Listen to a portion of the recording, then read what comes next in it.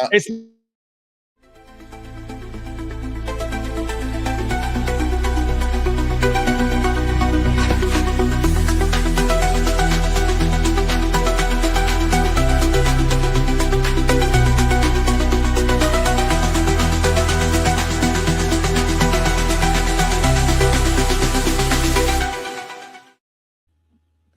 Willkommen, bienvenue, welcome once again to another live stream. This is Love Entrepreneurs, the Love Entrepreneurs show, starring, of course, the incandescent Ellery Coslet.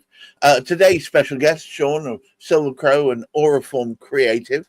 And we celebrate here all forms of entrepreneurship, especially focusing around the fact that, of course, Love Entrepreneurs is set up as a fellowship there, so all the members can help each other rise. All tides rise, all ships, except for those ones filled with lead. We won't talk about that. Moving swiftly on. Is that like loose lips sink ships? Yes, it's very similar, and you're showing your age there. Now, moving on. Yeah. Today's show and the last couple of shows have been all about focusing on the big fix and the benefit it's had to its participants. The big fix is, in fact, our showpiece. It's where we showcase a particular company or person and their talents and their abilities, so that others can help them rise by providing the suggestions on marketing and how to promote and maintain that promotion. And today is no different. Sean has been through the big fix, and later on we'll talk about what he does and give you some direction so you can, in fact, touch base with him. And if you notice before we start, bottom left, there is a QR code, which in fact will take you so that you can start your big fix journey. But without further ado, I'm going to toss the caber straight over to Ellery Coslet. Good morning, Ellery. Good morning. And I'm going to toss the caber smartly straight back to Sean, who is actually our learned crew member this morning. And I'm not sure why you're all having to put in weirdy accents. Are we going to start talking in sort of pirate tones? Yeah. So, Sean, tell us all about you, because I've known you for relatively, long time. I mean, Ian Genius, the genius himself, introduced us probably about 2 years ago. And you are somebody that has a totally interesting, such a wide depth of knowledge about so many things. But the one thing that struck me about the first big fix that you did, and this was going back 2 years ago, was that your ability to design and your use of colors when you create people's brands and color schemes. You make colors sing, and you create the psychological connection between colors and people wanting to buy or wanting to look in. But then I didn't know it at the time. But then you tell me, actually, I didn't even know it until a couple of weeks ago. You used to teach that you're a fine artist, obviously qualified, and you spent a long time teaching art. So. Yeah. Is that a surprise? Yeah. You told me that before. I don't know. Well, obviously. It's one of those weird things because I always sort of, even as a kid, I had a fascination with drawing and creating art in all kinds of ways.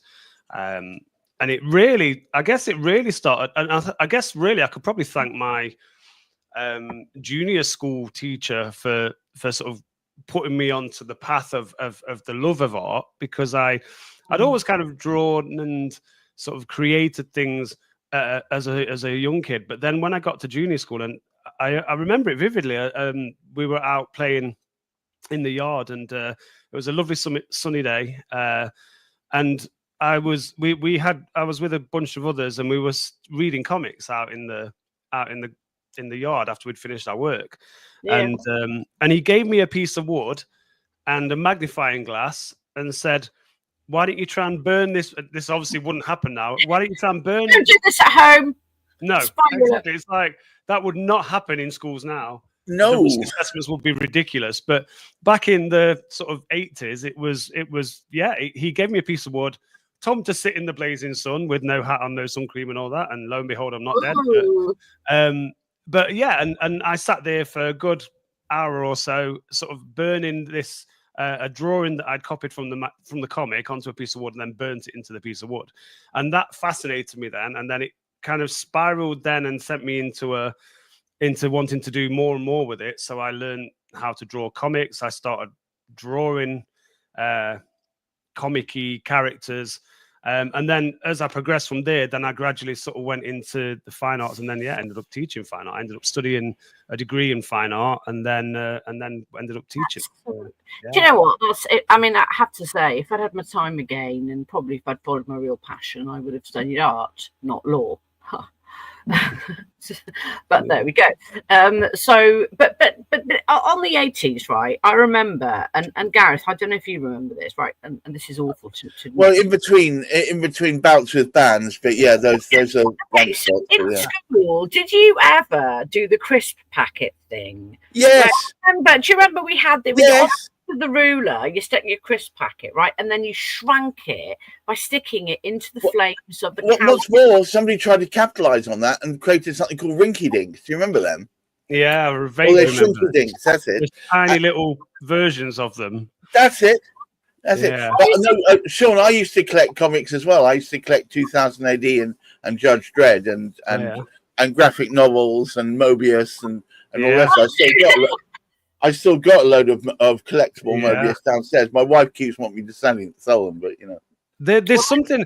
The thing is as well with comics and graphic novels and stuff, and I think this is kind of where my love of because I also have a love for storytelling in English and words and wordplay, and partly due to my design side, but also to do with the witchcraft stuff, because obviously words are important too in that. So I think the whole thing with and this is the thing, it's the whole thing with language. You got it. They do. But the whole thing with language is with comics, it's a higher form of reading rather than reading like when you read like a book sort of left to right, top to bottom. There's a sort of prescribed format. With comics, you can't do that. Your eyes are jumping all over the page, and you have to kind of garner the information from wherever you find it.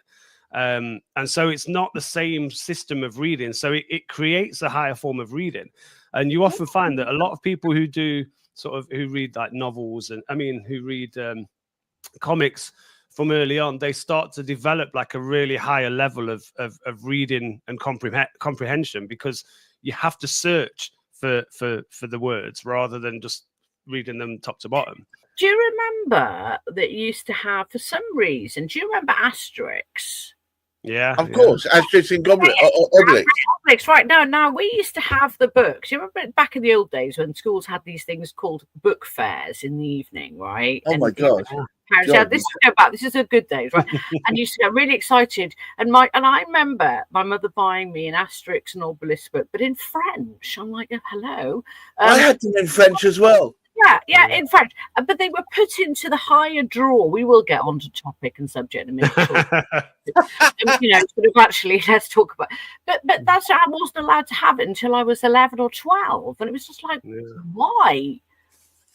It wasn't as if I understood French anyway, even at any age, because perhaps it was considered too highbrow at the time for you.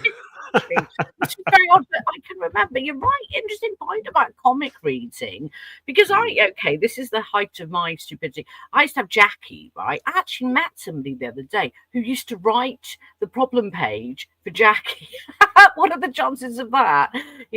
And I remember the cartoon, they used to do photographic things and with bubble things. But you're right, thinking about it, you do read it differently, because actually what happens is your imagination is involved. Yeah. You're building a picture before while you're flitting from top to bottom, left to right, up and down, and all over the place. You're building a picture of timelines across the image, and also you're reading the story from the image, but also you're having to search for information, and that creates that form of higher reasoning skills that you don't always get from just reading left to right, top to bottom. And so it starts to develop your powers of kind of research and comprehension, because you're having to actively look for information rather than just arriving at it because you're reading in that format. I think that's the difference. Yeah, and also with language learning too, by the way, we had those books. Do you remember when we used to have to find those books with Spot the Duck, right? Yeah. And they were German or French words. But it sort of worked. It gamified learning a language and made it sort of vaguely tolerable for people. Yeah. Or maybe not. I think we'd all agree that words and language, whatever you're using them for business, for pleasure, or for witchcraft, or anything in between, they all have immense power. And I think if I can gently coax us back onto topic, it never more was the power demonstrated than through your big fix, Sean. Exactly. Yeah.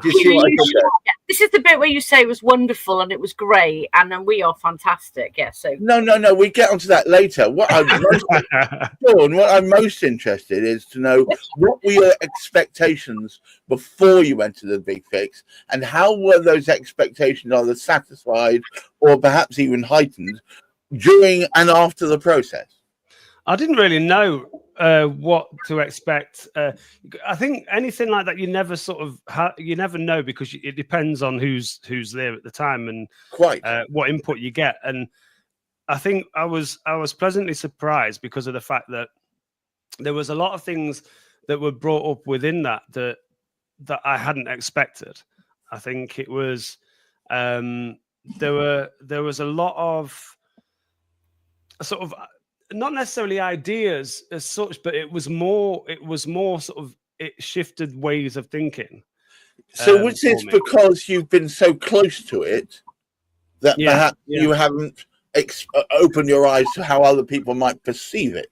Yeah, you get that kind of sort of inattentional blindness, like your brain sort of shuts off to a different perspective because you're so close to it. And I think when you get the perspective from other people, how they view it from the outside, it's quite eye-opening and valuable. Yeah, part of the process is that you go through this thing, and it's a 2-day process, which is really, really helps. I think gives you that 24 hours to literally reflect.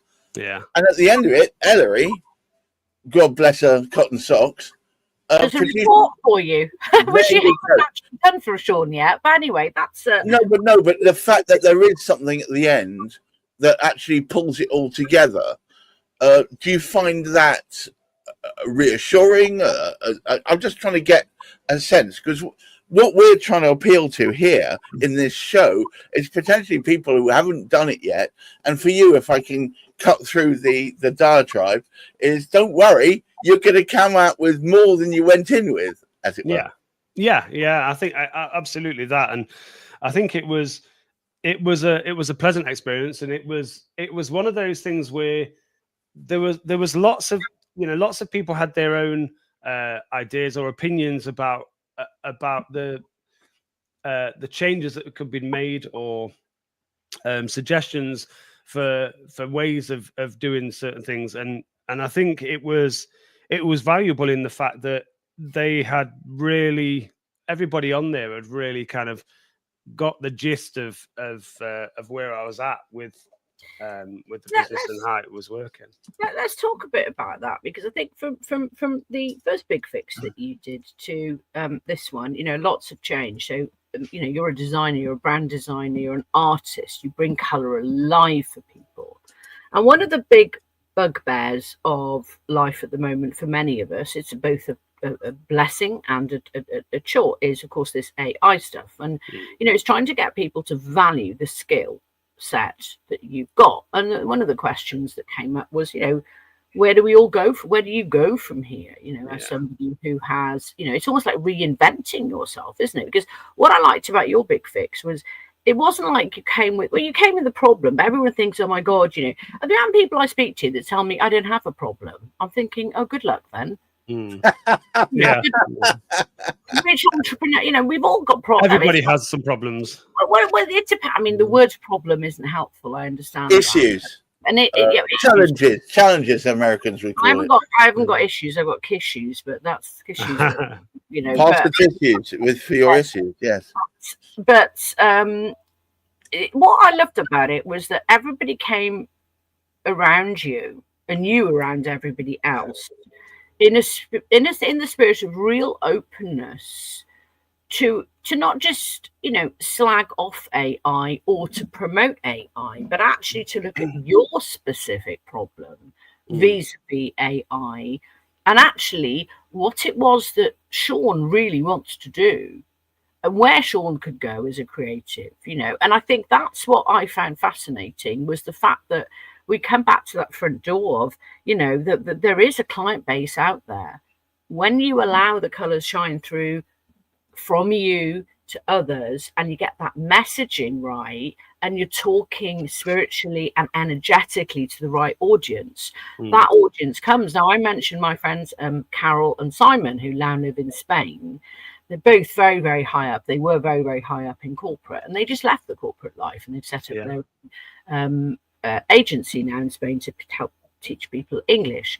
And they're very successful. But I will never forget when they had this amazing mural done, and it was insane. It was pinks, greens, yellows. It was like a punk. It was just amazing. In their kitchen, unheard of. Nobody in St Albans had anything like that. But we all loved it. We all loved it. But it was done by an artist, right? Yeah. Now, to people who valued, because they had two types of, you know, they had their corporate personality and their real personalities at home. And I think, you know, that I can remember thinking of that. I wish I'd have taken a picture of it then to show you. But, you know, there's so many ideas that came out of that big fix. And what could have been, you know, deemed to be by others as a bit of a trauma moment was actually, I think, a really reimagined, reinvigorated, rebirthing type of moment. So, well, I can. Those people are still there. There are plenty of people that remember Shrinky Dinks, you know. It's the Shrinky Dink nation that you need to go for, Sean. That's it. I used to love Shrinky Dinks. Anyway, I played my mother with them. Right. I think it's about this time we draw people's attention once again to the QR code bottom left. If you want to partake of some of the experiences that Sean has had, and is going to get some more because he's about to receive a report fairly shortly in short form from Ellery, which is going to be a roundup of all the great things that were agreed during that meeting and ideas that hopefully will propel him still further. Then please scan that QR code or visit loveentrepreneurs.com where you'll be able to see the link. And also, I want to draw attention to Sean's own business interest. There's a QR code I've just popped up top right, which will take you straight to this website, which is silvercrow.uk. If you want to find out more, have that initial interaction and chat to Sean about either his magic or, more importantly, all the other things he has an effect on, most to do with words and pictures, then I recommend that you do exactly that. Ellery, would you help us round it up for today? Yeah, one thing I wanted to ask Sean, actually, how would you describe, just very quickly as we go out, I mean, how would you describe, you know, it's amazing. I mean, this obviously is free for people to do. And how would you advise people or recommend or describe or summarize even your experience of having done it? I think I would say it's definitely do it. I think it's kind of one of those things where a lot, like, where people you can have a sense of hesitance beforehand because you often, I think a lot of people often think that it's going to be sort of like your business practices or whatever are going to be criticized. And it's not about being critical or criticized. And there may be criticisms of certain things, but they're always done within like the parameters of trying to help. And I think that's the thing. When you kind of go into it, you start to realize that, you know, perhaps I haven't asked myself some of these questions. And and so I don't have the answers to them. But then when you hear them from someone else, then it starts to make you think about the answers to the questions that you haven't asked yourself yet. And I think it gives you a bit of a sort of much needed sort of soul searching or digging deeper into the issues that you have. I think it forces people to stop thinking in the same concreted format they've always thought in, and you know, almost take the blinkers off and try and see things about how other people perceive it. Ellery, thank you so much for setting it up. Sean, thank you for taking part. All of you out there watching, please try and keep your feet on the ground, keep reaching for the stars, and do try a big fix. You may find that it's absolutely transformative. Until next week, thank you, Ellery, for having facilitated. Thank you, Sean, for taking part. And to all of you out there, let's make all businesses better. All tides rise all ships. There we are now. Bye-bye now. Take care.